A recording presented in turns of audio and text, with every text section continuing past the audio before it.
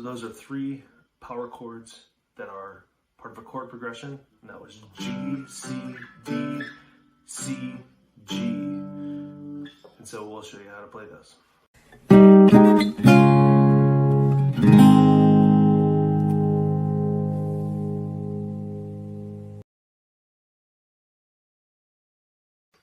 All right, so Nick Venturella here, basic guitar lessons for songwriters. The idea is to accelerate your ability to play some music with your guitar so that you can write songs as a vehicle for you to realize the songs that you want to write. So anyway, today we're going to look at learning some two-note chords, power chords. And so that's it, 2 notes. And these can be used all the way up and down the neck of the guitar in various positions, but the shape of the position is the same up and down the neck.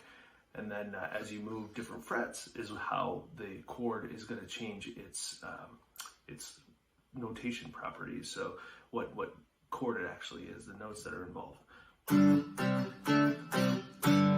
So those are three power chords that are part of a chord progression, and that was G, C, D, C, G. And so we'll show you how to play those. I'm going to kind of zoom in here a little bit.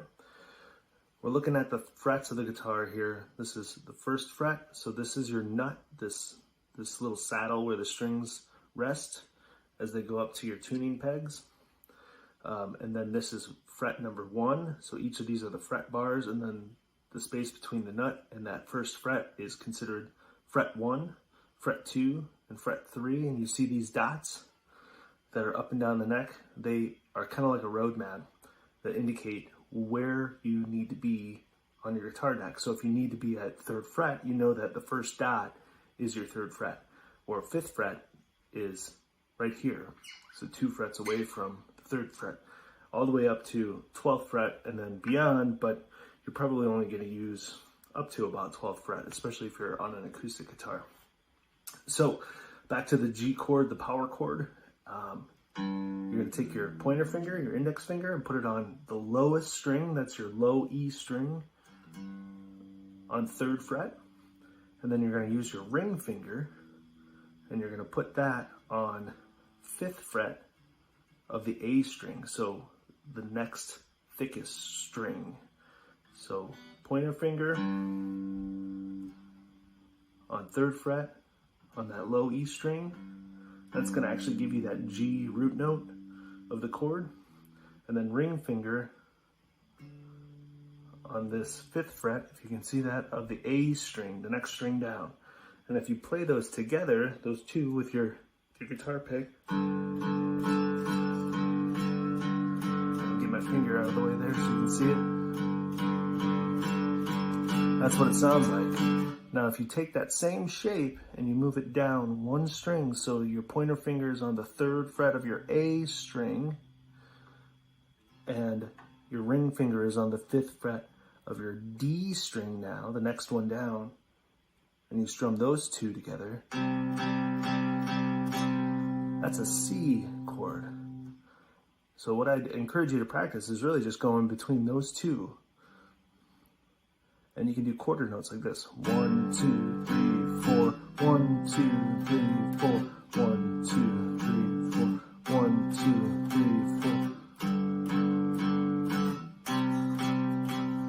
3, 4. So that's 2 quick chords, a G and a C, which is the basis for a whole lot of songs that you'll find in popular music. So we'll start there, and we'll come back and we'll add to that, and then we'll show you some other power chords up and down the neck just like that in different positions that will be different notes for you, so you can start to use those as you write songs. When you're feeling comfortable with that G power chord, that C power chord, so and moving back and forth between the two for a 4 count. 2, 3, 4. 1, 2, 3, 4. 1, 2. We can move up to the D position, the D chord position, D power chord that is. So put your index finger or your pointer finger on 5th fret of your A string, and your ring finger on the 7th fret of your D string. That's this one here. So together that's, so we go.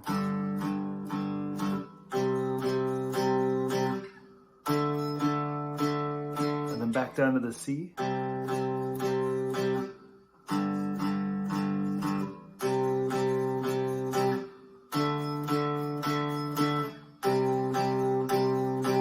Now I'm getting my middle finger out of there so you can see, but normally I kind of just leave that hanging out here along my pinky over here.